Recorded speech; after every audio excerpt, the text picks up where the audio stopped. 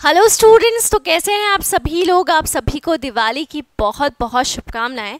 और मैं सोफिया एक बार फिर आपके लिए लेके आई हूँ साइंस की एक बहुत ही स्पेशल क्लास, जिसमें रेलवे एग्ज़ाम्स या किसी भी एग्ज़ाम की अगर आप तैयारी कर रहे हैं तो आज हम वो क्वेश्चंस डिस्कस करेंगे जो एग्ज़ाम के लिए बहुत ज़्यादा इम्पॉर्टेंट हैं। इसमें आपको फिज़िक्स, केमिस्ट्री, बायो तीनों के क्वेश्चंस देखने को मिलेंगे। तो आइए शुरू करते हैं और आप लोग एनालिसिस करिएगा और बाद में क्लास के एंड में कमेंट में मुझे ज़रूर बताइएगा कि आपके कितने क्वेश्चन सही रहे हैं और कितने क्वेश्चन गलत हुए हैं। ठीक है, तो शुरू करते हैं हमारी दिवाली स्पेशल क्लास। ये हमारा टेलीग्राम चैनल है। अगर आपने अभी तक हमारा टेलीग्राम चैनल ज्वाइन नहीं किया है तो इसे ज्वाइन कर लीजिए, क्योंकि डेली प्रैक्टिस के लिए विनर्स प्रैक्टिस जोन, उसके बाद में लेटेस्ट अपडेट के लिए विनर्स इंस्टीट्यूट ऑफिशियल चैनल है, और यूट्यूब क्लास यानी आज भी जो आप क्लास पढ़ेंगे उसके पीडीएफ के लिए आपको द विनर्स इंस्टीट्यूट का जो टेलीग्राम चैनल है उसको ज्वाइन करना है। तो अगर आपने अभी तक ज्वाइन नहीं किया है तो जल्दी से इसको ज्वाइन कर लीजिए। ये हमारा व्हाट्सएप चैनल है, अगर आपने इसको भी फॉलो नहीं किया है तो इसको भी जल्दी से फॉलो कर लीजिए। बढ़ते हैं हमारे पहले प्रश्न की ओर। निम्नलिखित में से कौन सा डोबेराइनर त्रिक का तीसरा सदस्य है जिसमें लिथियम और सोडियम भी शामिल होते हैं? Which of the following is the third member of the Dobereiner triad which also includes lithium and sodium? First is barium, second is potassium, third is hydrogen and fourth one is boron. ठीक है, आपको 1 या 2 second का समय रहेगा बीच में सोचने के लिए, आंसर करने के लिए। उसके बाद में देन मैं एक्सप्लेन करूँगी। ठीक है, तो बहुत ही आसान सा क्वेश्चन है और केमिस्ट्री से क्वेश्चन है ये। ठीक, तो आप सभी लोगों ने पीरियोडिक टेबल पढ़ा होगा। पीरियोडिक टेबल में तत्वों को सबसे पहले जो स्थान देने का प्रयास था वो डोबेराइनर का था, और डोबेराइनर ने एक सिद्धांत दिया था जिसको हम त्रिक सिद्धांत के नाम से जानते हैं। त्रिक सिद्धांत या फिर इसे हम ट्राइड सिस्टम भी कहते हैं। तो त्रिक सिद्धांत भी बोल सकते हो और चाहो तो इसे ट्राइड सिस्टम भी बोला जा सकता है। तो डोबेराइनर ने जो सिद्धांत दिया था वो त्रिक सिद्धांत था या फिर ट्राइड सिस्टम था। इसमें उन्होंने तत्वों को किस प्रकार से जमाया था? इन्होंने 3-3 तत्वों के त्रिक बनाए थे, यानी कि ट्राइड बनाए थे। और उन 3-3 तत्वों के त्रिक इस प्रकार से बनाए थे कि जब भी हम पहला तत्व और तीसरे तत्व के द्रव्यमान का माध्य निकालते हैं तो वो बीच वाले तत्व के क्या होता है? बराबर होता है। जैसे अगर हम बात करें सबसे पहले हम ले लेते हैं लिथियम, है ना। फिर वो क्वेश्चन में क्या दिया हुआ है? सोडियम दिया हुआ है। अब आपसे तीसरा तत्व पूछा है कि तीसरा तत्व कौन सा होगा? ठीक है, इस ट्रिक के अंदर तो तीसरा तत्व होगा बेटा पोटेशियम।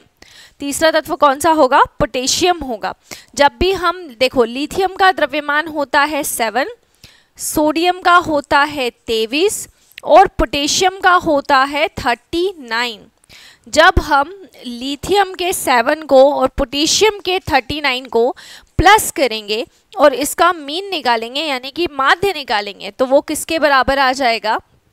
पहले वाले तत्व तीसरे वाले तत्व का जो द्रव्यमान है, जो मास है, उसको अगर हम योग करें और उसको 2 से क्या करें? डिवाइड करें तो वो कितने के बराबर हो जाएगा? 46 divided by 2 which is equals to क्या हो जाएगा? 23। तो आप देख पा रहे हो 23 आया है, जो बीच वाले तत्व के द्रव्यमान के बराबर है। तो पहला तत्व लिथियम होगा, दूसरा सोडियम होगा और तीसरा वाला जो तत्व है वो क्या हो जाएगा? पोटेशियम हो जाएगा। डोबेराइनर ने ये जो त्रिक सिद्धांत दिया था ये 1817 में दिया था। ठीक है, लेकिन आगे चल के ये फेल हो गया था, क्योंकि आगे चल के आया न्यूलैंड का अष्टक का सिद्धांत, न्यूलैंड लॉ ऑफ ऑक्टेव। ठीक है, उस समय 56 एलिमेंट्स नोन थे, उस पर उन्होंने अष्टक का नियम दिया था, अष्टक का सिद्धांत दिया था। वो भी फेल हो गया था क्योंकि उसके बाद आई थी मेंडलीफ की पीरियोडिक टेबल, मेंडलीफ की आवर्त सारणी। ठीक है, मेंडलीफ की आवर्त सारणी काफ़ी सक्सेसफुल रही थी, उसमें कुछ कमियां थी जिसको करेक्शन करके बनी है हमारी आज की मॉडर्न पीरियोडिक टेबल, यानी कि आधुनिक आवर्त सारणी जो हेनरी मॉसेले ने बनाई है, जो आप अभी पढ़ते हैं। ठीक है, चलिए अगले प्रश्न की तरफ बढ़ेंगे। नवजात शिशु में लगभग कितनी हड्डियां होती है? Approximately how many bones does a new born have? 206, 230, 280 या फिर 300? नवजात शिशु न्यू बॉर्न बेबी में कितनी हड्डियां पाई जाती हैं? चलिए देख लेते हैं यहाँ पर। तो आप सभी को पता है कि जो वयस्क व्यक्ति होता है, ठीक है, उसके पास 206 हड्डियां लगभग पाई जाती है। एडल्ट के अंदर अगर हम बात करें, हम सभी जैसे एडल्ट हैं तो हम सभी में 206 हड्डियां होती हैं। लेकिन जब जन्म लेते हैं, यानी कि जन्म लेने के दौरान या नवजात शिशु जिसको हम बोलते हैं, न्यूबॉर्न बेबी बोलते हैं, उस समय कितनी हड्डियां होती हैं? 300 यानी कि 300 हड्डियां पाई जाती हैं। ठीक है, ये हड्डियां जैसे जैसे ग्रोथ होती जाती है, वृद्धि होती जाती है, तो ये जो हड्डियां होती हैं ये आपस में क्या होती हैं? आपस में जॉइन होती जाती है। जॉइन होते होते, ठीक है, 300 से ये हड्डियां जब एडल्ट हो जाते हैं या वयस्क हो जाते हैं तो कितनी रह जाती है? 206 रह जाती हैं। तो यहाँ पर आपका करेक्ट आंसर होगा ऑप्शन नंबर डी। काफ़ी अच्छा प्रश्न था ये। अब बढ़ते हैं इसके अगले प्रश्न की तरफ। अगला प्रश्न है, ठोस कपूर से कपूर वाष्प बनाने की प्रक्रिया को क्या कहते हैं? The process of making camphor vapour from solid camphor is called वाष्पीकरण, इवेपोरेशन, हिमीकरण, फ्रीजिंग, पिघलना, मेल्टिंग या उद्वपातन, सब्लिमेशन। काफ़ी अच्छा प्रश्न है, फिजिक्स से रिलेटेड है। कुछ टॉपिक्स इसके हम केमिस्ट्री में भी पढ़ते हैं, तो दोनों से ही संबंधित एक तरह से बोल सकते हैं। चलिए देखते हैं। देखो जनरली क्या होता है, आपने देखा होगा कि सॉलिड जो होते हैं वो पहले लिक्विड में बदलते हैं और लिक्विड से फिर हम गैस बनाते हैं। कॉमन प्रोसेस है। ठोस से द्रव, द्रव से गैस, जैसे बर्फ से पानी, पानी से वाष्प। लेकिन कुछ ऐसे होते हैं जो सॉलिड से सीधा किस में बदल जाते हैं? सॉलिड से सीधा गैस में बदल जाते हैं। मतलब लिक्विड का ऑप्शन ही नहीं रहेगा। क्या होगा? सीधे ठोस से किस में बदल जाना?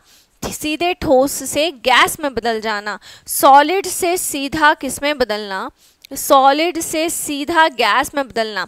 तो सॉलिड से सीधा गैस में बदलने की जो प्रक्रिया होती है उस प्रक्रिया को उद्वपातन कहा जाता है, या इंग्लिश में इसे हम सब्लिमेशन के नाम से जानते हैं। ठीक है, तो ठोस से सीधा गैस में बदलने की जो प्रक्रिया है, सॉलिड से सीधा गैस में बदलने की जो प्रक्रिया है, उसको हम क्या कहते हैं? उसको हम उद्वपातन कहते हैं, या उसे हम सब्लिमेशन के नाम से जानते हैं। तो यहाँ पर आपका हो जाएगा ऑप्शन नंबर डी। क्या हो जाएगा? ऑप्शन नंबर डी, जिसमें ठोस को सीधा किस में बदलेंगे? गैस में। सॉलिड को सीधा किस में बदलेंगे? गैस में बदलेंगे, और इसको उद्वपातन या सब्लिमेशन कहा जाता है। ठीक है, अब इसमें कपूर आ जाता है। तो कपूर आपने देखा होगा कि कपूर ठोस से सीधा गैस में बदलता है। इसमें आपने देखा होगा कुछ नैफ्थलीन की गोलियां आती हैं, है ना। जब भी हम किसी कपड़े वगैरह को स्टोर करके रखते हैं कुछ समय के लिए, तो इसमें वाइट कलर की गोलियां डालते हैं ना। तो वो जो गोलियां नैफ्थलीन की गोलियां होती हैं वो भी उद्वपातन करती हैं, यानी कि सब्लिमेशन करती हैं। तो इसमें कपूर भी आ जाएगा और इसमें नैफ्थलीन भी आ जाएगा। इसके अलावा अगर हम बात करें वाष्पीकरण, इवोपोरेशन क्या होता है, तो वाष्पीकरण या इवोपोरेशन का मतलब होगा किसी भी लिक्विड को जब हम गर्म करते हैं तो वो लिक्विड मेल्टिंग पॉइंट के नीचे, गलनांक बिंदु के नीचे ही वाष्प में परिवर्तित होने लगता है, वेपर में कन्वर्ट होने लगता है। इस प्रक्रिया को वाष्पीकरण की प्रक्रिया कहा जाता है। हिमीकरण या फ्रीजिंग क्या होगा? इसमें कोई भी लिक्विड किस में बदल जाएगा? कोई भी लिक्विड जो है वो सॉलिड में बदल जाएगा, यानी कि कोई भी तरल किस में बदल जाता है? ठोस में बदल जाता है, तो उसे फ्रीजिंग कहते हैं। जैसे पानी को बर्फ में बदलना। पिघलना क्या होता है? मेल्टिंग क्या होता है? मेल्टिंग का मतलब होता है किसी भी सॉलिड का मेल्ट होके लिक्विड में कन्वर्ट होना, उसको हम मेल्टिंग कहते हैं। ठीक है, चलिए तो यहाँ पर इसका आंसर होगा उद्वपातन। काफी अच्छा ये प्रश्न था। अगले प्रश्न की तरफ बढ़ेंगे। सोडियम कार्बोनेट की हाइड्रोक्लोरिक अम्ल से अभिक्रिया में उत्पन्न गैस कौन सी होगी? Which gas will be produce in the reaction of sodium carbonate with hydrochloric acid? Hydrogen, carbon dioxide, chlorine या फिर हाइड्रोजन क्लोराइड। 4 ऑप्शन आपको दिए हुए हैं। काफ़ी अच्छा ये प्रश्न है और आपको आंसर करना है। जल्दी से आंसर करेंगे। सोडियम कार्बोनेट की जब हाइड्रोक्लोरिक अम्ल से क्रिया करवाएंगे तो कौन सी गैस उत्पन्न होती है, ये आपको बताना है। चलिए देखते हैं क्या होगा। आप सभी को पता है कि जब भी किसी मेटल कार्बोनेट को हम लेते हैं, धातु कार्बोनेट, और उस मेटल कार्बोनेट की रिएक्शन किससे करवाते हैं, किसी भी अम्ल से करवाते हैं। आपको लेना है कोई भी मेटल कार्बोनेट है ना, आपने मेटल कार्बोनेट को लिया और रिएक्शन किसके साथ करवाई, रिएक्शन करवाई किसी भी एसिड के साथ में। तो जैसे ही धातु कार्बोनेट की क्रिया अम्ल से कराओगे, एसिड से करवाओगे, तो सबसे पहले तो बन जाएगा लवण, सब साथ में बन जाएगा जल यानी कि वाटर, और इसके साथ में जो गैस निकलती है वो गैस होती है कार्बन डाइऑक्साइड गैस। ये आपको हमेशा ध्यान रखना है, जब भी किसी धातु कार्बोनेट की क्रिया अम्ल से करवाई जाती है तो हमेशा क्या बनता है, हमेशा लवण बनता है, सॉल्ट बनता है, साथ में वाटर निकलता है, और कार्बन डाइऑक्साइड जो गैस है वो क्या हो जाती है, वो रिलीज हो जाती है। ये आपको ध्यान रखना है। तो हम यहाँ पर देखते हैं, अगर तो मेटल कार्बोनेट में हम क्या ले लेंगे, तो मेटल कार्बोनेट में हम यहाँ पर ले लेंगे Na2CO3। एसिड जो रहेगा, क्योंकि आपको दिया है क्वेश्चन में सोडियम कार्बोनेट, तो मेटल कार्बोनेट में आ गया Na2CO3, एसिड की जगह आ गया हाइड्रोक्लोरिक एसिड। ठीक है, अब यहाँ पर आपको अच्छे से पता है कि यहाँ पर आपका क्या बनेगा, यहाँ पर आपका सॉल्ट बनेगा। तो सोडियम जुड़ जाएगा क्लोरीन के साथ में, तो यहाँ पर बन जाएगा 2NaCl यानी कि सोडियम क्लोराइड यहाँ पर बन जाएगा। ठीक है, तो सोडियम क्लोराइड यहाँ पर बन गया है। उसके बाद में यहाँ पर क्या निकल जाएगा, वाटर, तो 2 हाइड्रोजन और 1 ऑक्सीजन, तो यहाँ पर बन जाएगा आपका H2O, एक वाटर निकल गया। अब बचा यहाँ पर CO2, तो CO2 यहाँ पर निकल जाएगी। तो हमेशा ध्यान रखना कि जब भी किसी मेटल कार्बोनेट की रिएक्शन किसी एसिड से करवाते हैं तो हमेशा कौन सी गैस निकलती है, हमेशा कार्बन डाइऑक्साइड गैस निकलती है। इसी का अगर अपोजिट होता, सपोज करो आप रिएक्शन करवाते किसी अम्ल की, किसी एसिड की, सिर्फ धातु से रिएक्शन करवाते या मेटल से रिएक्शन करवाते हैं, किसी एसिड की रिएक्शन अगर आप मेटल से करवाते हैं तब कौन सी गैस निकलती है, तो तब निकलती है हाइड्रोजन गैस। ठीक है, तो याद रखना है मेटल कार्बोनेट अगर आ जाए और एसिड से रिएक्शन हो रही है तो हमेशा कार्बन डाइऑक्साइड निकलेगी, और अगर सिर्फ और सिर्फ क्या है, एसिड है और उसकी रिएक्शन किसके साथ हो रही है, मेटल के साथ में हो रही है, तब हमेशा हाइड्रोजन गैस निकलती है। ठीक है, काफ़ी अच्छा प्रश्न था ये। अगले प्रश्न की तरफ बढ़ते हैं। मनुष्यों में निम्नलिखित में से कौन सा आपातकालीन हार्मोन है? विच of the following is an emergency hormone in humans? Thyroxine, insulin, adrenaline और प्रोजेस्टेरॉन। 4 टाइप के हार्मोन आपको दिए हुए हैं, आपको बताना है कि इसमें से आपातकालीन हार्मोन क्या है। सबसे पहले तो हार्मोन क्या करते हैं, हमारे शरीर के अंदर समन्वय और नियंत्रण का काम करते हैं। कंट्रोल एंड कोऑर्डिनेशन का जो काम है वो हार्मोन के द्वारा होता है।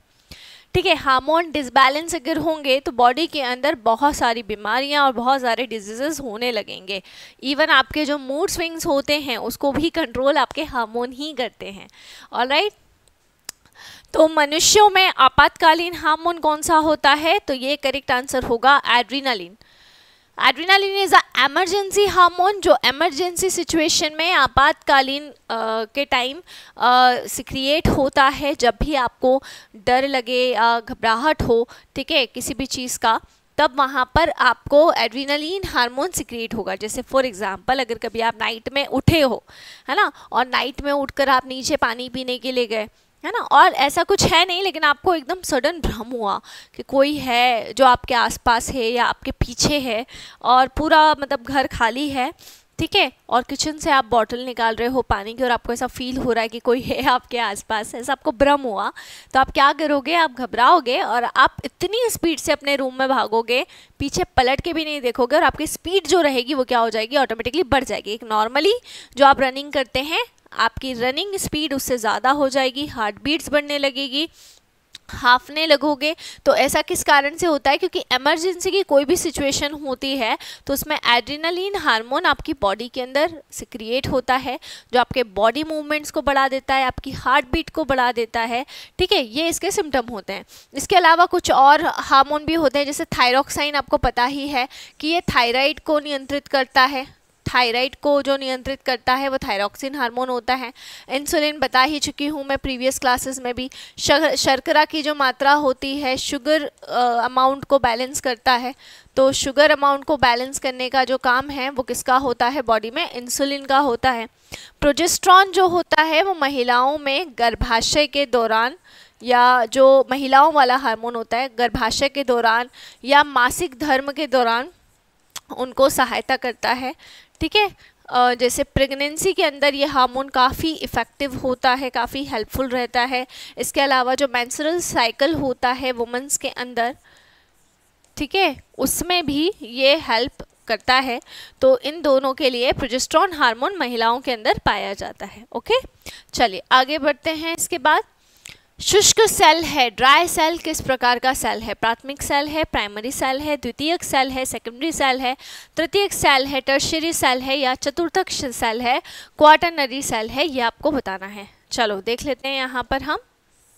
देखो, ये जो हमारा होता है ये बेसिकली ड्राई सेल होता है। पहले मैं इसका थोड़ा सा आपको कंस्ट्रक्शन भी बता देती हूँ ताकि कभी एग्जाम में पूछा जाए। देखो, इस तरह का जिंक का एक कंटेनर होता है। ये जो कंटेनर आप देख रहे हो ये किसका है? ये जिंक का कंटेनर है। ठीक है, इस कंटेनर के आसपास में एक पाउडर भरा होता है। सराउंडिंग के अंदर एक पाउडर फिल कर देते हैं, एक पाउडर भर देते हैं। तो इसके आसपास जो है वो एक पाउडर भरा होता है, एक पाउडर भर देते हैं, एक पाउडर फिल कर देते हैं। ठीक है, वो जो पाउडर होता है वो होता है मैग्नीज ऑक्साइड का और कार्बन का पाउडर होता है। बाकी का जो सराउंडिंग पार्ट रहता है, जो बचा हुआ पार्ट रहता है ना, उसमें भी हम एक पेस्ट भरते हैं। तो वो जो पेस्ट होता है वो होता है अमोनियम क्लोराइड का और जिंक क्लोराइड का। तो अमोनियम क्लोराइड और जिंक क्लोराइड का जो पेस्ट है वो बाकी के सराउंडिंग में भर दिया जाता है ना। ऊपर ये ग्रेफाइट की रॉड होती है। किसकी छड़ है? ग्रेफाइट की। ग्रेफाइट की रॉड है ये एक, और इसके ऊपर लगी होती है क्या? इसके ऊपर लगी होती है एक मेटल की कैप। इसके ऊपर क्या लगा होता है? इसके ऊपर एक मेटल का जो कैप है वो इसके ऊपर लगा होता है ना। तो एक जिंक का कंटेनर होता है, एक ग्रेफाइट की छड़ जो है वो उसमें लगा देते हैं, आसपास मैग्नीज ऑक्साइड कार्बन पाउडर भर देंगे, बाकी के सराउंडिंग में अमोनियम क्लोराइड और जिंक क्लोराइड का पेस्ट भर देंगे, मेटल की कैप ऊपर लगी होती है। तो ये पूरा एक ड्राई सेल का स्ट्रक्चर होता है। और ड्राई सेल या कमर्शियल सेल्स जो होते हैं ये बेसिकली दो प्रकार के होते हैं। एक को हम कहते हैं प्राइमरी सेल और दूसरे को हम कहते हैं सेकेंडरी सेल। प्राइमरी सेल कैसे सेल होंगे? जो एक ही बार यूज़ कर सकते हैं आप। मतलब आप देख पा रहे हो जो शुष्क सेल है ना, ड्राई सेल होते हैं, वो एक ही बार उपयोगी होते हैं। मतलब वन टाइम आप इसका यूज़ करोगे, ठीक है, उसके बाद आप इसको यूज़ नहीं कर सकते, उसके बाद आपको इसको फेंकना पड़ेगा। मतलब एक बार इसके अंदर का जो मटेरियल है वो ख़त्म हुआ तो आपको उसको फेंकना पड़ता है। तो ये टीवी रिमोट के सेल हुए, घड़ी के सेल हुए, ये सभी क्या होते हैं? सभी ड्राई सेल होते हैं। ड्राई इसीलिए बोलते हैं क्योंकि इसमें मॉइस्चर बिल्कुल नहीं जाता है। इसको ऐसा पैक किया जाता है कि इसमें मॉइस्चर बिल्कुल भी ना जाए, इसको ड्राई सेल बोला जाता है। द्वितीयक सेल जो होते हैं उनका उपयोग कई बार कर सकते हो, बार बार कर सकते हो, क्योंकि ये वाले जो सेल होते हैं ये बेसिकली रिचार्जेबल होते हैं। ये रिचार्जेबल हैं, यानी इनको क्या किया जा सकता है? इनको रिचार्ज किया जा सकता है। तो ये बेसिकली कैसे सेल होते हैं? ये रिचार्जेबल सेल होते हैं जिन्हें रिचार्ज किया जा सकता है। तो उसमें आ जाएंगे द्वितीयक सेल या फिर सेकेंडरी सेल। ऑलराइट, चलिए अगले प्रश्न की तरफ बढ़ेंगे। अपच का इलाज करने के लिए निम्नलिखित में से किस प्रकार की दवा का प्रयोग किया जाता है? Which one of the following types of medicine is used to treat indigestion? Antacid, antibiotic, sulfa drugs या antihistamine? ठीक है, अपच बोला गया है आपको। अपच मतलब एसिडिटी।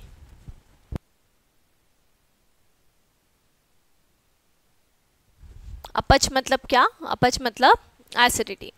तो देखिए बॉडी के अंदर जब भी हम कुछ ज़्यादा खाना खा लेते हैं तो ज़्यादा खाना खाने के केस में हमें बॉडी में क्या हो जाती है? हमें बॉडी में एसिडिटी हो जाती है, जिसको हम कहते हैं अम्लीयता। ठीक है, तो जब भी शरीर के अंदर या बॉडी के अंदर एसिड की मात्रा बढ़ जाती है, एसिड की मात्रा कब बढ़ती है बेटा? एसिड की मात्रा तब बढ़ती है जब आप बहुत हेवी खाना खा लो या फिर कुछ भी नहीं खाओ, तो हमारे स्टमक के अंदर हाइड्रोक्लोरिक एसिड सिक्रिएट होता है डाइजेशन के लिए, लेकिन जब उसकी मात्रा बढ़ जाती है तो पीएच 7 से बहुत कम होने लगता है, और उस केस में जब एसिड बहुत ज़्यादा बढ़ जाता है तो उसे हम बोलते हैं अम्लीयता, है ना। बीमारी को क्या बोला जाता है? अम्लीयता बोला जाता है या फिर एसिडिटी बोला जाता है। ठीक है, एसिड का बढ़ना। अब इसमें जो दवाइयाँ इस्तेमाल होती हैं उन दवाइयों को हम प्रति अम्ल के नाम से जानते हैं, या इसे हम एंटा एसिड भी कहते हैं। प्रति अम्ल या एंटा एसिड, तो इसका करेक्ट आंसर होगा एंटा एसिड। ठीक है, जो बेसिकली अपच जो होता है वो एसिडिटी के कारण ही होता है, कि जब एसिडिटी हो जाती है तो इंडाइजेशन जो है वो हमें देखने को मिलता है। तो अम्लीयता या एसिडिटी जब बढ़ जाती है, ठीक है, तो उसको ख़त्म करने के लिए हम प्रति अम्ल या एंटा एसिड जो दवाइयाँ हैं उसका हम इस्तेमाल करते हैं, और इसके लिए हम मिल्क ऑफ मैग्नीशिया का इस्तेमाल करते हैं। सो MgOH का हॉल्ट वाइज जो होता है ये सबसे ज़्यादा फेमस एंटा एसिड है। ठीक है, और इसको हम मिल्क ऑफ मैग्नीशिया भी कहते हैं। तो इसको मिल्क ऑफ मैग्नीशिया जो है वो कहा जाता है। मैग्नीशियम हाइड्रोक्साइड इसका नाम होता है। सबसे प्रचलित दवाई है ये, ठीक है, जो एसिडिटी के ट्रीटमेंट में इस्तेमाल की जाती है। ठीक है, अगला प्रश्न, इनमें से कौन सी नोबल गैस नहीं है? नोबल गैस कौन सी नहीं है वो बताना है। विच of the following is not a noble gas? Hydrogen, xenon, krypton या फिर रेडॉन? कौन नोबल गैस नहीं है? चलिए, नोबल गैस कौन से होते हैं? ग्रुप 18 समूह 18 के जो तत्व होते हैं उनको नोबल गैसेस बोला जाता है। ठीक है, हमारी पीरियोडिक टेबल में आवर्त सारिणी में कितने तत्व होते हैं? 18। ठीक है, और वो जितने भी 18 तत्व, 18 ग्रुप्स होते हैं, सॉरी तत्व तो 118 हैं, ग्रुप्स कितने होते हैं? 18 होते हैं। तो ये जो 18 ग्रुप्स होते हैं इसमें ग्रुप नंबर जो 18 है इसको बोला जाता है अक्रिय गैसें। ठीक है, inert gases. Inert gases, inert इसलिए बोल रहे हैं क्योंकि ये ग्रुप किसी के साथ में रिएक्शन नहीं करता है, ये थोड़े से अलग है, इनका व्यवहार अलग है, इसलिए इनको नोबल गैस बुलाया जाता है। अलग क्यों है बेटा? क्योंकि इनका आखिरी कक्ष पूरा भरा हुआ होता है और इनको ना इलेक्ट्रॉन देने की ज़रूरत होती है ना लेने की ज़रूरत होती है, इसलिए इनकी वैलेंसी क्या होती है? ज़ीरो होती है, इसलिए इन्हें ज़ीरो ग्रुप भी बुलाया जाता है। तो ये तीनों ही जो नाम होते हैं वो ग्रुप 18 के नाम हैं, अक्रिय गैसें भी, नोबल गैसें भी और शून्य समूह भी। अब इसमें कौन कौन से तत्व आते हैं? इसमें आते हैं helium, neon, organ, krypton, xenon और रेडॉन। ठीक है, तो ये सभी तत्व इसमें आपको देखने को मिलेंगे, जिसमें से अगर मैं बात करूं तो आप देख पा रहे होंगे कि जेनॉन आ रहा है, देखो क्रिप्टॉन भी आ रहा है, रेडॉन भी आ रहा है। ठीक है, क्या नहीं है? हाइड्रोजन नहीं है। हाइड्रोजन को नोबल गैस में नहीं रखा जाता है। इनफैक्ट हाइड्रोजन जो है ना, हाइड्रोजन किसी ग्रुप में है ही नहीं। बेसिकली हाइड्रोजन को कहाँ रखा गया है? हाइड्रोजन को प्रथम स्थान पर रखा गया है, सबसे अलग, फर्स्ट पोजीशन पर। हाइड्रोजन की जो पोजीशन है ना वो फर्स्ट पोजीशन है, हाइड्रोजन को सबसे अलग रखा गया है, पहले स्थान पर। इसको आप किसी ग्रुप का हिस्सा बोल ही नहीं सकते। इसका कारण ये है कि हाइड्रोजन जो है बेसिकली कोई भी तत्व किसी एक ग्रुप के साथ में समान गुण दर्शाता है, सिमिलर प्रॉपर्टी दर्शाता है, इसलिए उसको क्या करते हैं? उस ग्रुप में रख देते हैं। जैसे ये सभी तत्व हैं, ये एक दूसरे के साथ में सिमिलर प्रॉपर्टी शो कर रहे हैं, समान गुण दर्शा रहे हैं, इसलिए इनको एक साथ रखा गया है। बट हाइड्रोजन के केस में ऐसा नहीं था। हाइड्रोजन जो था ना वो दो ग्रुप के साथ में सिमिलर प्रॉपर्टी शो करता है। ग्रुप 1 जो क्षार धातुएं हैं, अल्कली मेटल्स हैं, उनके साथ में भी, और ग्रुप 17 या हैलोजन के साथ में भी।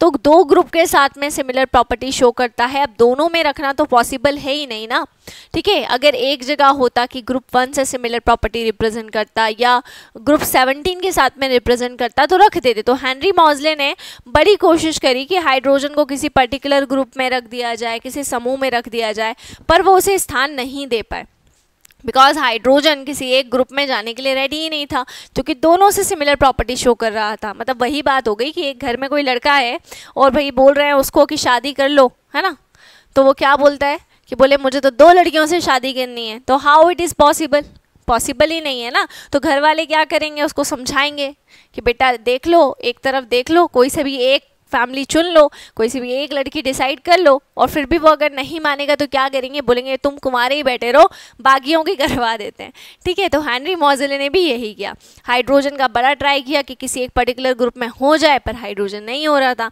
तो हाइड्रोजन को रख दिया पहली पोजीशन पर। इसके गुण काफ़ी अलग थे, ठीक है, पहले स्थान पर रख दिया, स्वतंत्र रूप में रख दिया, और बाकी के तत्वों को जगह दे दी, उनको ग्रुप्स दे दिए। और हाइड्रोजन तब से लेके अभी तक स्वतंत्र कहलाता है। स्वतंत्र मतलब इंडिपेंडेंट, किसी ग्रुप का हिस्सा नहीं है। तो हाइड्रोजन को क्या कहते हैं, हाइड्रोजन को इंडिपेंडेंट कहा जाता है, यानी कि स्वतंत्र कहा जाता है। Alright, done.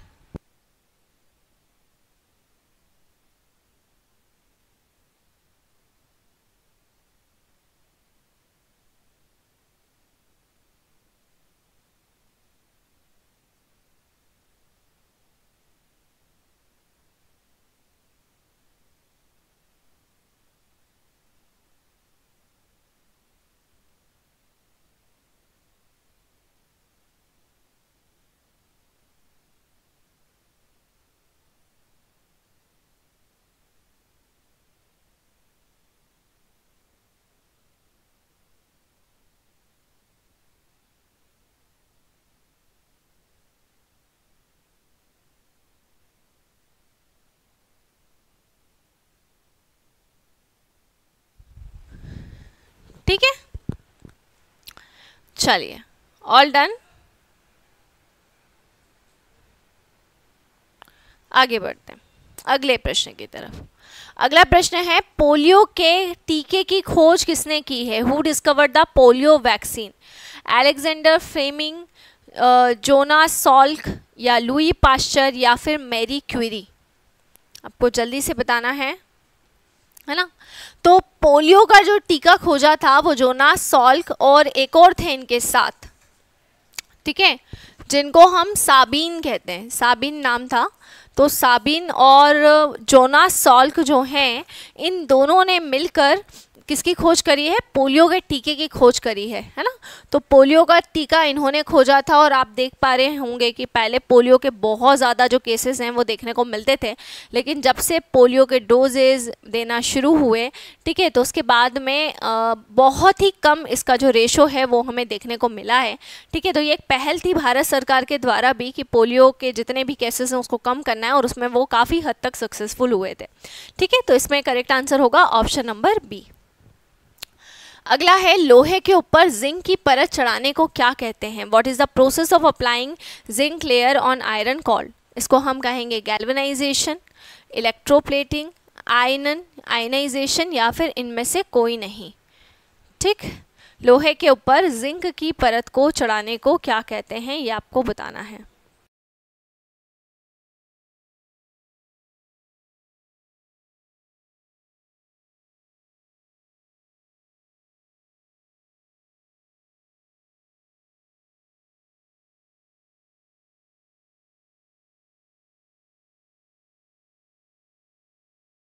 चलिए, तो आज थोड़ा सा बातचीत नहीं कर पा रही हूँ मैं आप लोगों के साथ। रीज़न ये है कि क्वेश्चन नंबर ज़्यादा हैं आज, और मैं सोच रही हूँ कि ज़्यादा से ज़्यादा क्वेश्चन आपको कवर करवा पाऊँ, ठीक है। तो आप बिल्कुल भी ऐसा मत सोचिएगा कि आपके आप जो भी चीज़ें बोल रहे हैं उसका रिप्लाई नहीं मिल रहा है, ऐसा कुछ नहीं है, ठीक है।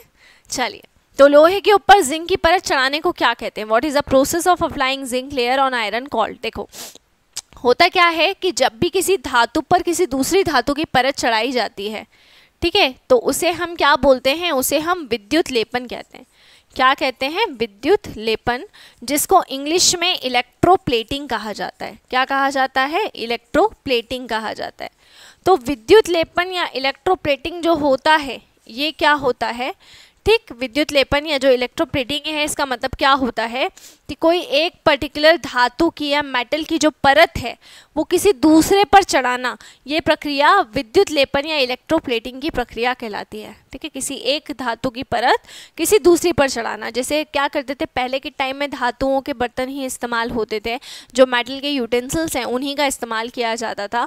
और क्या होता था, जब मेटल के यूटेंसिल्स का या धातुओं के बर्तनों का इस्तेमाल करते थे तो धातुएं क्या होती हैं, बहुत ज़्यादा क्रियाशील होती हैं, रिएक्टिव होती हैं, तो वो आसानी से क्या हो जाती थी, आसानी से रिएक्शन कर लेती थी, क्रिया कर लेती थी, जिसके कारण उनमें संक्षारण हो जाता था या कोरोजन हो जाता था।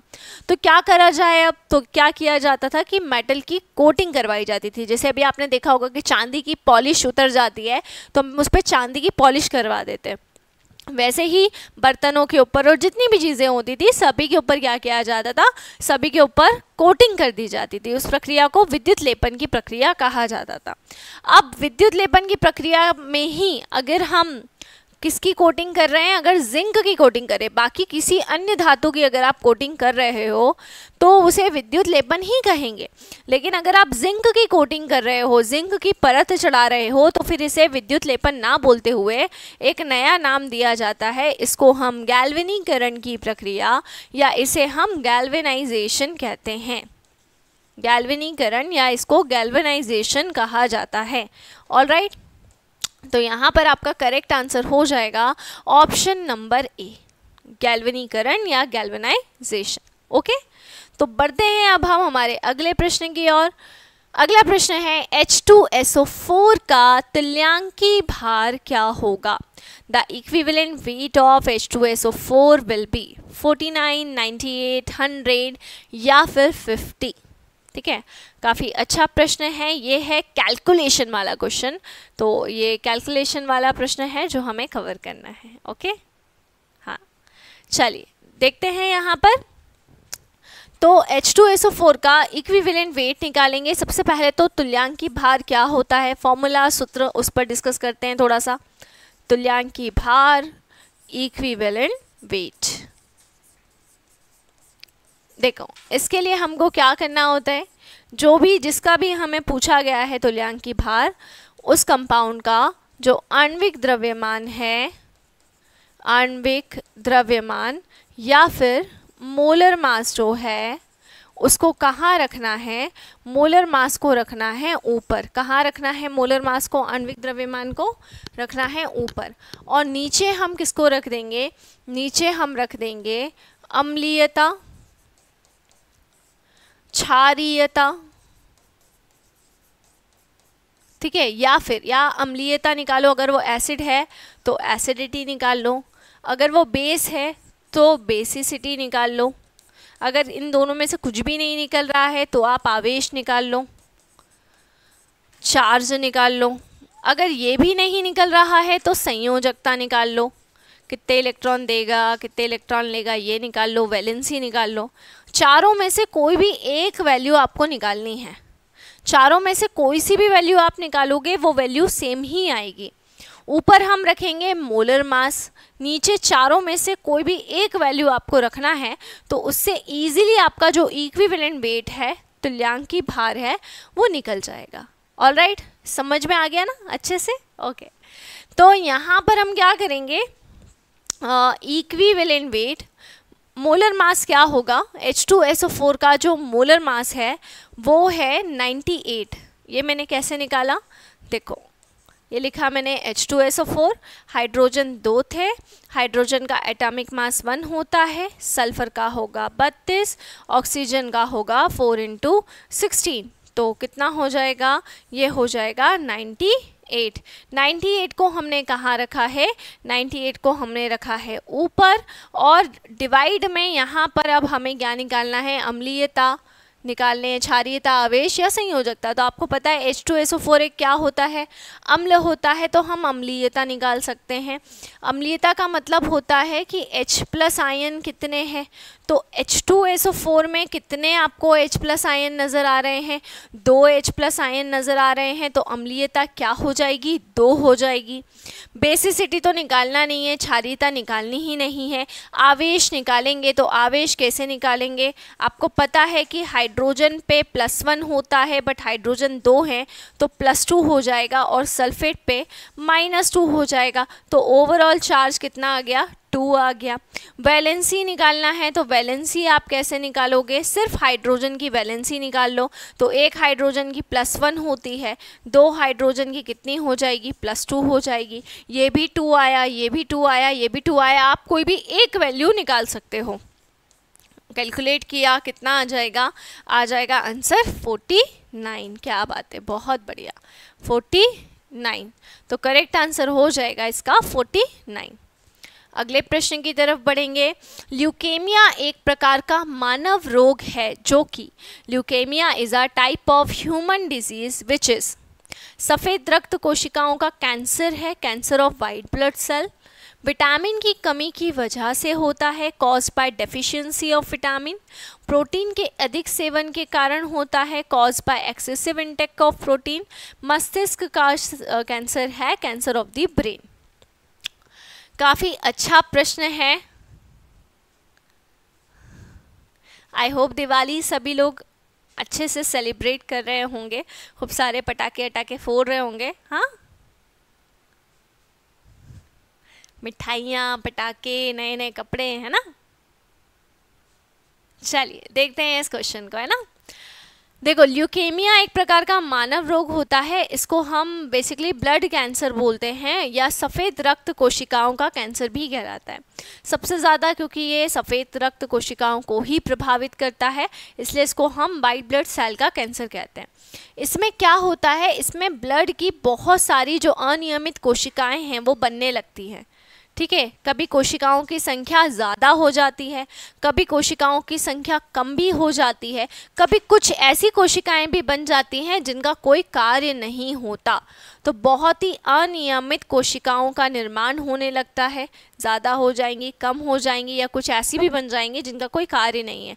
तो इसको बेसिकली रक्त का एक कैंसर बोलते हैं, ब्लड का एक कैंसर बोलते हैं, जो सबसे ज़्यादा सफ़ेद रक्त कोशिकाओं को प्रभावित करता है, इम्यूनिटी को हमारी प्रभावित करेगा। ठीक है, तो यहाँ पर आपका आंसर हो जाएगा ऑप्शन नंबर ए। अगला प्रश्न है, उसके पहले रेलवे फाउंडेशन का नया ऑफलाइन बैच 7 नवंबर से शुरू हो रहा है। ठीक है, 7 नवंबर 2024 समय रहेगा 2 बजे से लेकर 8 बजे तक। प्रवेश प्रारंभ हो चुके हैं। ठीक है, और एसएससी फाउंडेशन जो है ये भी आपका 12 नवंबर से स्टार्ट है। ये सभी सुविधाएं आपको मिल रही है, इसमें लिमिटेड सीट्स आपको मिलेंगी, तो जल्दी से जल्दी आप लोग ज्वाइन करें। रेलवे एनटीपीसी का नॉन टेक्निकल का बेसिकली जो टेस्ट पेपर हैं वो आपको मात्र 199 में अवेलेबल है। विनर्स पब्लिकेशन ऐप से भी परचेस कर सकते हो। ठीक है, फ्लिपकार्ट अमेज़ोन से भी ले सकते हो, लेकिन इसमें थोड़ा सा डिलीवरी चार्ज आपको अतिरिक्त लगेगा, और अपने नज़दीकी बुक स्टोर से भी खरीद सकते हो।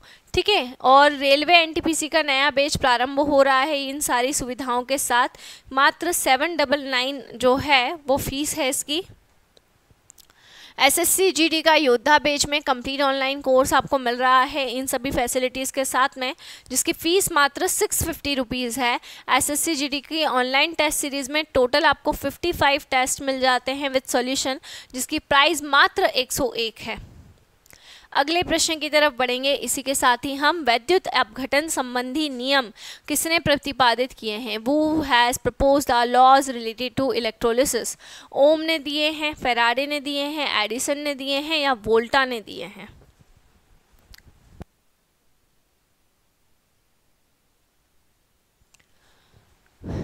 जल्दी से आंसर करना है, किसने दिए हैं?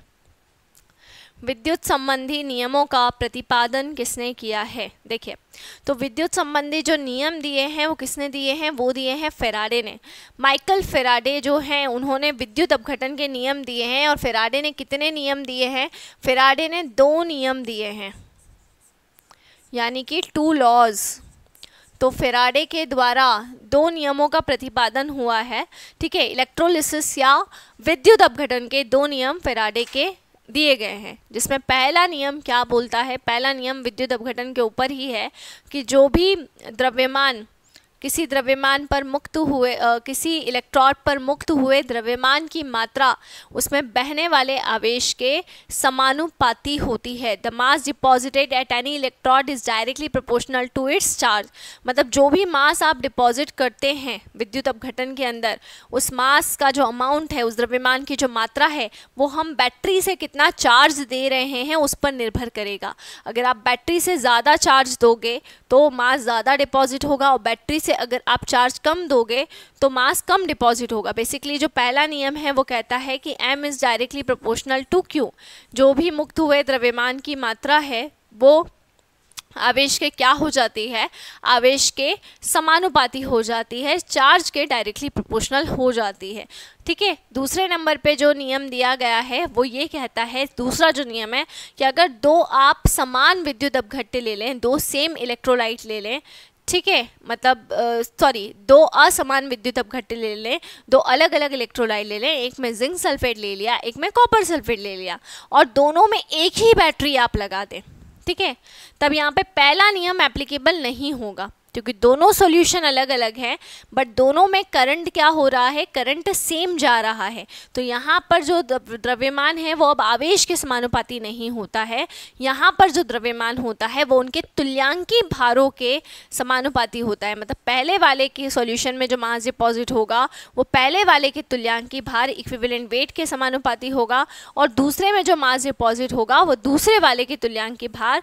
या इक्विवेलेंट वेट के डायरेक्टली प्रोपोर्शनल होगा, है ना। तो ये फेराडे ने 2 नियम दिए हैं, किसके दिए हैं, विद्युत अपघटन के, जो फेराडे का नियम जिसको बोला जाता है, ठीक है। अच्छा, एक फेराडे का मान पूछा जाता है बेटा कि एक फेराडे का मान क्या होता है, तो 96500 कुलम ये एक फेराडे का मान होता है। अगर आपसे बोले फेराडे का नियतांक क्या है, फेराडे कांस्टेंट क्या है, तो उसमें भी आंसर 96500 ही आएगा।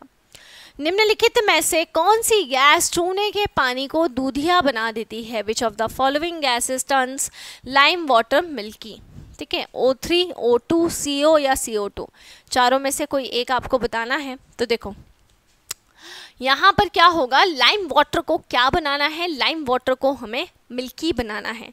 सबसे पहले तो लाइम वाटर क्या होता है सभी को पता होगा, मैक्सिमम लोगों को यहाँ पर। लाइम वाटर जो होता है उसको बोलते हैं चूने का पानी, या उसे कैल्शियम हाइड्रोक्साइड भी कहा जाता है, ठीक है। तो ये होता है कैल्शियम हाइड्रोक्साइड, या फिर इसको हम चूने का पानी भी कहते हैं, है ना। तो ये हो जाएगा आपका कैल्शियम हाइड्रोक्साइड या चूने का पानी, लाइम वाटर, है ना। इसमें कैल्शियम हाइड्रोक्साइड में, चूने के पानी में हम किसको ऐड ऑन करते हैं, जब कार्बन डाइऑक्साइड को ऐड ऑन करते हैं, कार्बन डाइऑक्साइड इसमें मिलाते हैं, इसको हम लाइम वाटर कहते हैं ना, लाइम वाटर। इसमें हम किसको मिलाते हैं, कार्बन डाइऑक्साइड को मिलाते हैं। तो जैसे ही कार्बन डाइऑक्साइड को मिलाते हैं तो यहाँ पर बन जाता है CaCO3, जिसको हम बोलते हैं कैल्शियम कार्बोनेट, कैल्शियम कार्बोनेट, साथ में निकलता है H2O यानी कि पानी। तो चूने के पानी को दूधिया कौन बनाता है, कैल्शियम कार्बोनेट फॉर्मेशन हो जाता है, जिसके कारण लाइम वाटर क्या हो जाता है, लाइम वाटर मिल्की हो जाता है। किसके कारण होता है, कार्बन डाइऑक्साइड के कारण होता है, क्योंकि कार्बन डाइऑक्साइड से रिएक्शन होती है उस कारण से होता है।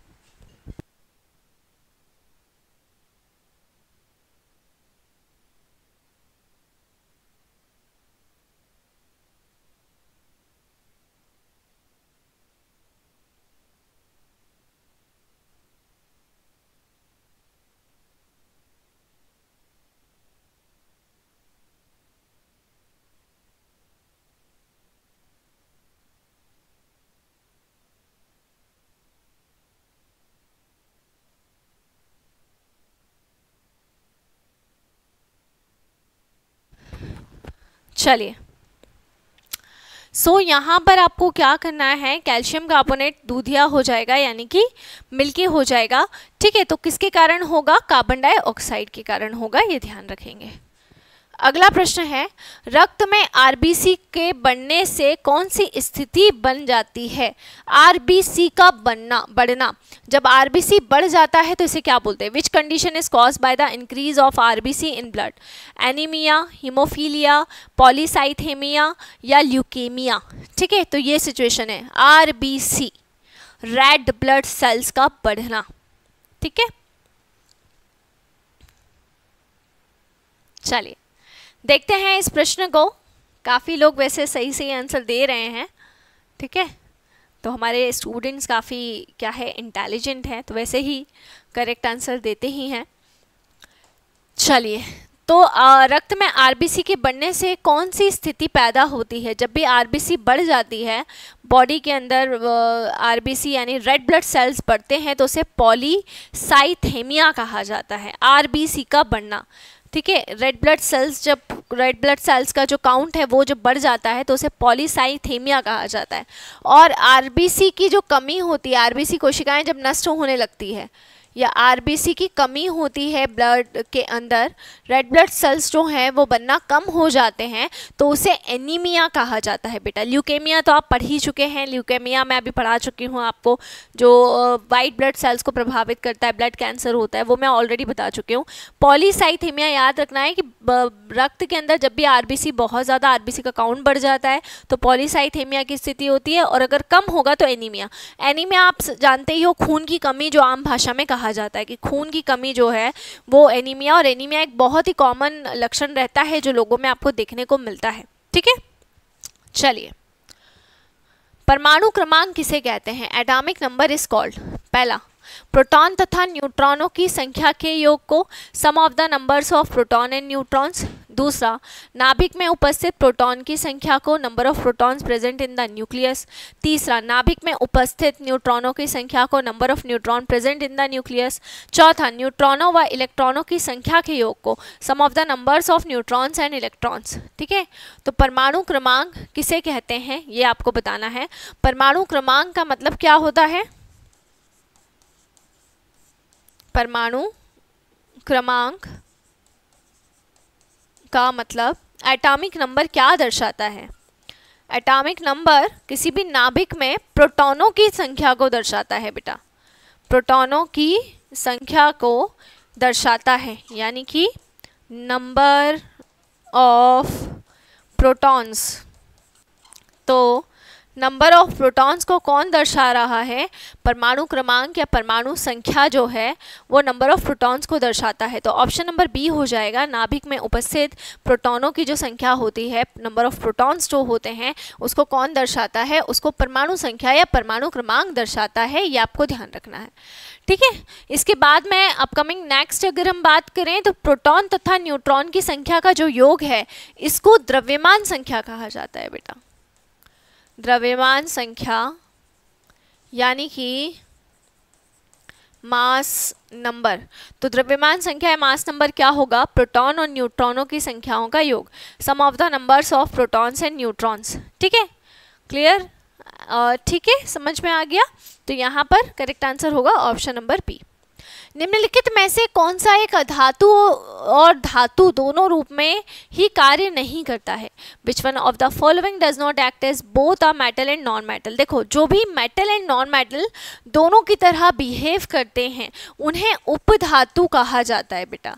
क्या कहा जाता है, उपधातु कहा जाता है, या उसे मेटेलॉइड भी हम कहते हैं। ये भी पूछा जाता है कि आवर्त सारिणी में 118 तत्व हैं, उसमें उपधातुओं की संख्या कितनी है। तो उपधातुओं की संख्या कितनी है बेटा, 7 है, ये ध्यान रखना है ना। इसमें से अगर मैं बात करूं तो आर्सेनिक भी एक उपधातु है, बोरॉन भी एक उपधातु है, और जर्मेनियम भी एक उपधातु है।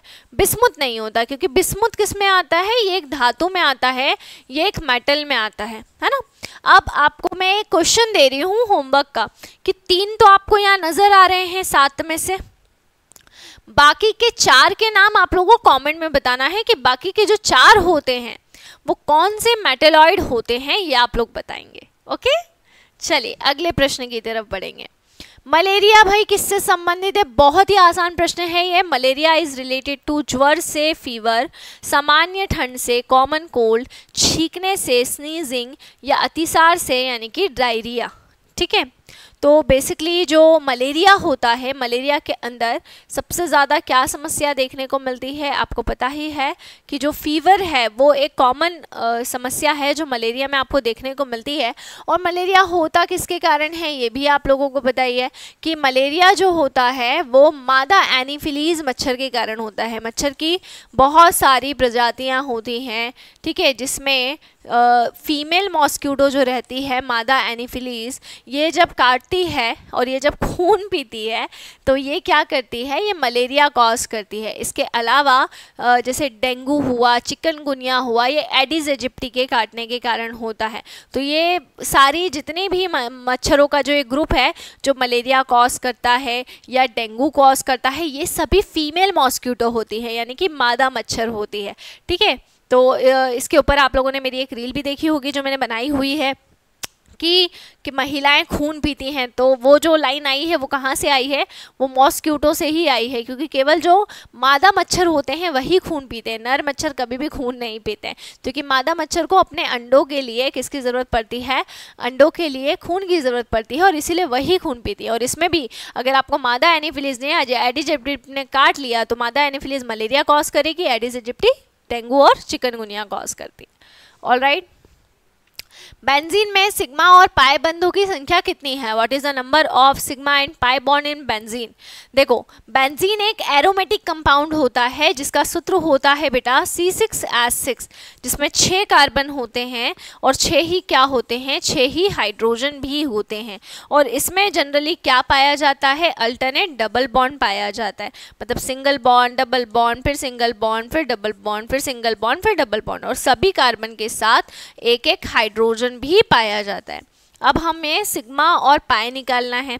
आपको पता है कि सिंगल बॉन्ड जितने भी होंगे सभी में सिग्मा होगा। तो देखो, एक ये सिग्मा, ये भी सिग्मा, ये भी सिग्मा, ये भी सिग्मा, ये भी सिग्मा, ये भी सिग्मा, ये भी सिग्मा और ये भी सिग्मा।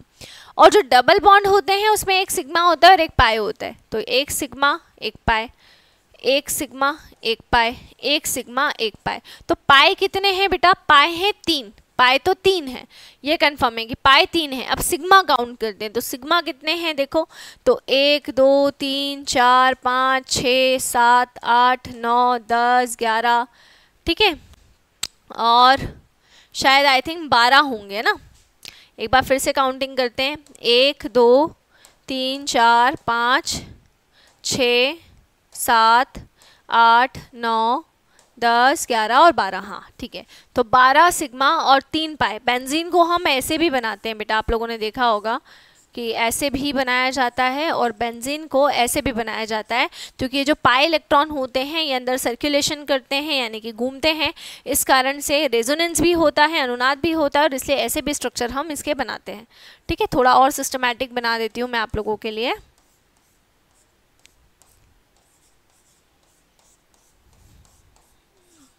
ठीक है, अगला, निम्न में से किसकी कमी से घेंगा रोग होता है? Deficiency of which of the following causes goitre? घेंगा रोग किसकी कमी के कारण होता है? तो आयोडीन जो है, आयोडीन की कमी के कारण क्या होता है? आयोडीन की कमी के कारण घेंगा रोग या गॉइटर डिजीज जो है ये देखने को मिलता है। ठीक है, इसीलिए आपने देखा होगा कि जितने भी सॉल्ट होते हैं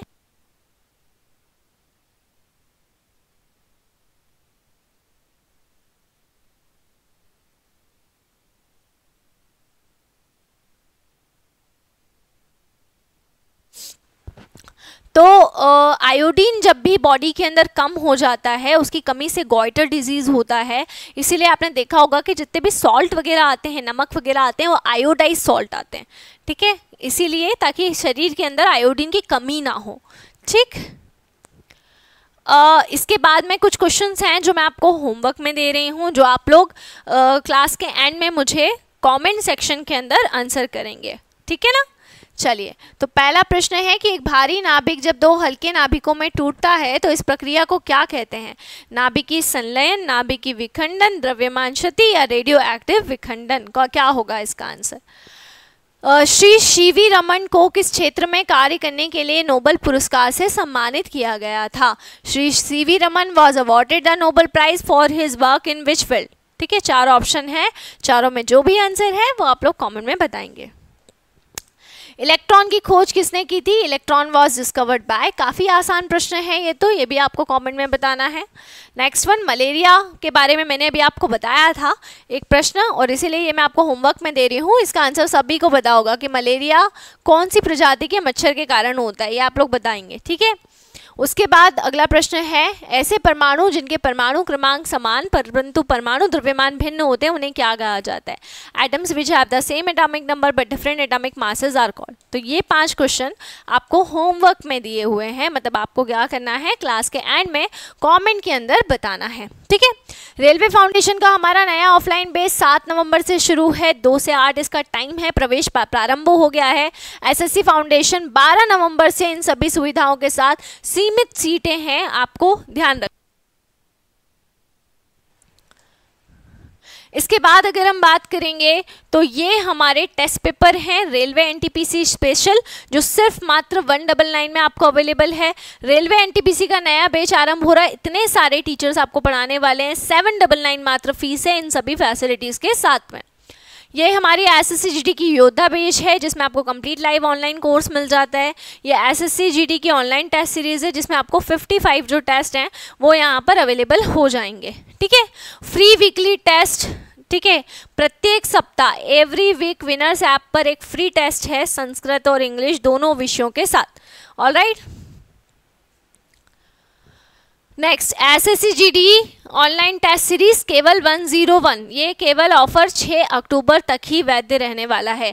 रेलवे एनटीपीसी की ऑनलाइन टेस्ट सीरीज मात्र 101 में आपको अवेलेबल है।